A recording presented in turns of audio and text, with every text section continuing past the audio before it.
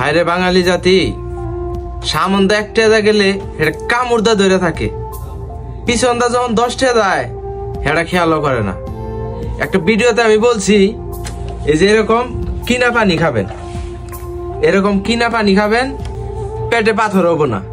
রাস্তার বলদিয়ার যে পানিগুলা অথবা মসজিদের সাথে যে পানিগুলা, সেই পানি খাইলে পাথর হয়, এরকম একটা ভিডিওতে বলছি।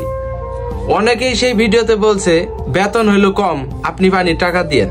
আরে ভাই, সিগারেট খাই একটা মানুষ, সিগারেট খাই 1 থেকে 150 রিয়াল খরচ করে ফেলায়, অথচ 15 থেকে 20 রিয়ালের পানি সে কিনা খাবে, সেই পানি খাওয়ার টাকা তার কাছে নাই।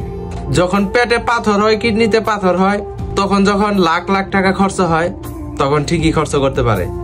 আর এখন মাসে 20 রিয়াল দা পানি কিনা খাবো, 20-25 রিয়াল দিয়া, বাংলাদেশের টাকায় 700-800 টাকা না হয় খরচ হবে।